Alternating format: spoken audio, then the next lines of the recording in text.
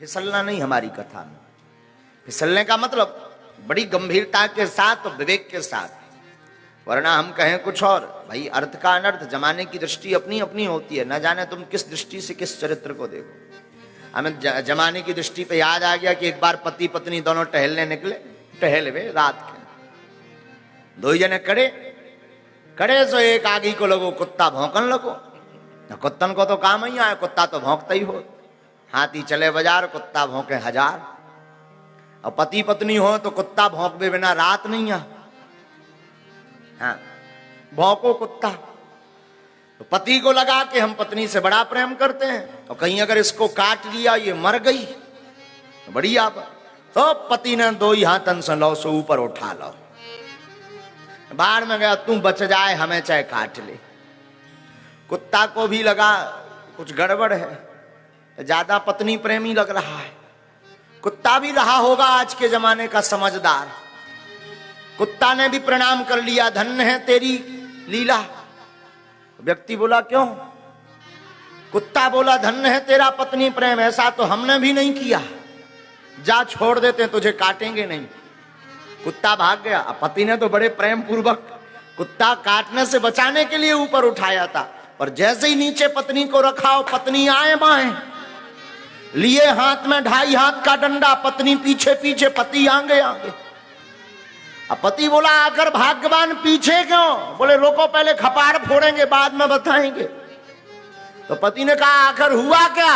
अरे बोले हमने आज तक सुना था कि कुत्ता अगर भौंके, कुत्ता अगर काटने दौड़े तो लठ मारो, पत्थर मारो। पहला मूर्ख इंसान देखा जो पत्नी को मारने उठाया। पति को हार्ट अटैक आ गया, बिना मारे ही मर गया। आओ, जब मरा तो हमारी उस आत्मा से बात हुई, हमने कहा भाई साहब तुम मर क्यों गए?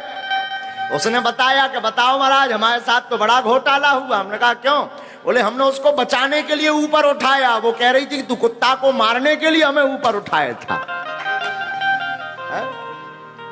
राम कथा की दृष्टि क्या है ये गोस्वामी जी जाने। हमारी दृष्टि से जो हमारे अंदर गुरु प्रेरणा देंगे हम वो सुनाएंगे, आप अपनी दृष्टि से सुनना, पर सावधानी पूर्वक सुनना।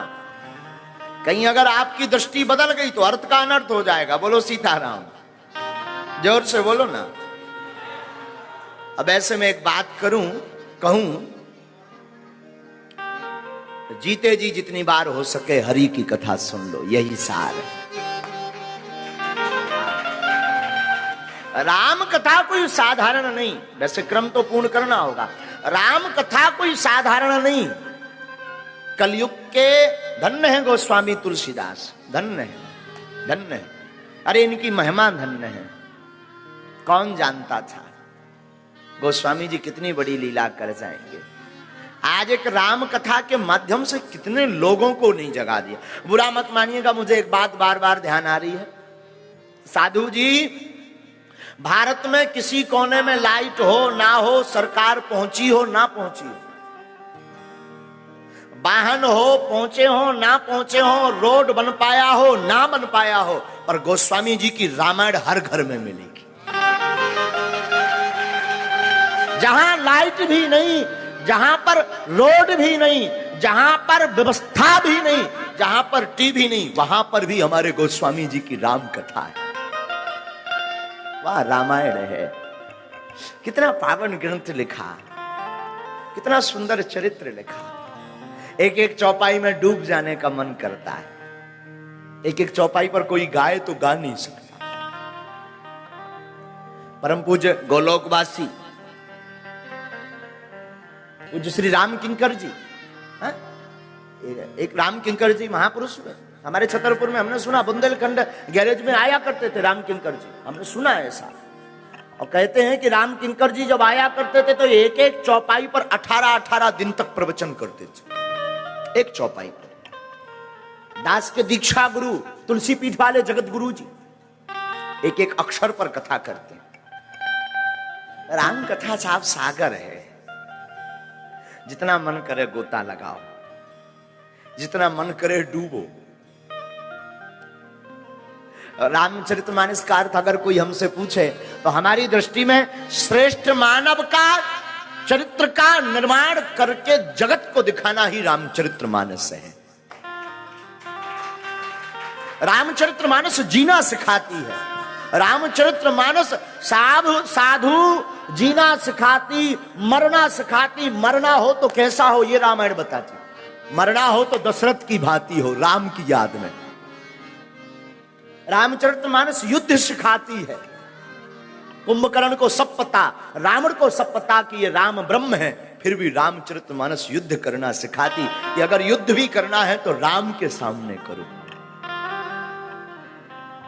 खबर नहीं ये बात क्यों हम बोल रहे हैं, पर एक बार शायद आप बुरा मत मानना, आप अपनी दृष्टि से लेना, हमारी दृष्टि अलग है। एक बार हमारी रावण से बात हुई, बात फोन कॉल पर। अब ये मत पूछना कि नंबर क्या था, हुई तो हुई। एक बार हमारी रावण से बात हुई, हमने कहा क्यों दशानंद जी माय डियर कैसे हो। उन्होंने कहा हेलो बागेश्वर वाले बोल रहे हैं। हम कहा जी। हम कहा भैया कैसे हो। हमने बुंदेली में बात करी, रावण ने भी हमसे बुंदेली में बात की। हम तो ठीक है भैया। हद तो जा हो गई कि साउंड में फटर फटर हो गो। हमने कहा भाई साहब दसई मौ से बोल रहे का। बोला हाँ। हमने कहा 9 लॉक करो, 1 से बोलो। फिर 1 मुंह से बात हुई रावण के। अब रहा होगा कोई 10 में से 1 मुंह, चाहे बीच वाला हो, अगल बगल पूछना नहीं, क्योंकि दिख नहीं रहा था। बात हुई तो हुई। हमने पूछा रावण को कि तुमने राम जी से दुश्मनी क्यों की। सुनना बड़ी गंभीर बात। हमने पूछा रावण को तुमने राम जी से, भगवान ब्रह्म है, मर्यादा पुरुषोत्तम है, जानकी जी का हरण क्यों किया। तुमने राम जी से दुश्मनी की, तुम्हें शर्म नहीं आती अपने मन से। ब्राह्मण हो करके ब्राह्मणों की नाक कटा रहे हर बार, इसीलिए तो तुम जलते हो, इसीलिए तो तुम्हें जलाया जाता। खाक अगर तुम राम जी से दुश्मनी ना करते भला क्यों जलाया जाता तुम्हें। रावण ने बड़ा सुंदर जवाब दिया, जरा सुनना। हमने कहा उसको तू अपने भाई से सीखता, विभीषण से। विभीषण राम जी के चरणों में चला गया, तू चला जाता क्या बिगड़ता तेरा। रावण बहुत प्यारी बात बोल रहा था, फोन से बोल रहा था, खबर नहीं कब की बात बोल रहा था। रावण हमसे कह रहा था बागेश्वर वाले महाराज मैं क्या बताऊं। मैंने कहा बताओ।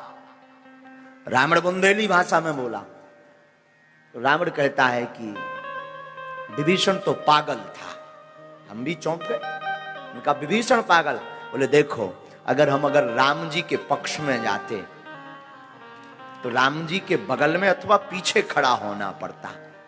हम राम जी के विपक्ष में गए तो राम जी के सामने खड़ा होना पड़ा। और जो विभीषण को दर्शन का आनंद नहीं मिला, रावण कहता वो हमें दर्शन का आनंद प्राप्त। इसलिए रावण कहता हमने दुश्मनी ली। अब ये मत पूछना कि कॉल डिटेल दिखाओ, दिखा नहीं सकते, पर बात हुई। हाँ बात हुई है, और 10 मुंह से हुई, दशानंद से। तो रावण सब जानता। मरना अगर सीखना है तो रामायण सुनो, रामायण पढ़ो भैया। युद्ध करना सीखना है तो रामायण पढ़ो। गुरु सेवा करनी है तो रामायण पढ़ो। पत्नी का धर्म क्या होना चाहिए तो रामायण पढ़ो। गुरु का धर्म क्या होना चाहिए तो रामायण पढ़ो। पिता का धर्म क्या होना चाहिए तो रामायण पढ़ो। संत का धर्म क्या होना चाहिए तो रामायण पढ़ो। और दुश्मनी हो तो कैसी हो और कैसे निभाना चाहिए तो रामायण पढ़ो। रामायण सब कुछ सिखाती साहब। रामचरितमानस जैसा सदग्रंथ हुआ नहीं। और हम तो हर हिंदुओं से निवेदन करेंगे आप अपने अपने घर पर प्रतिदिन रामचरितमानस को गाओ।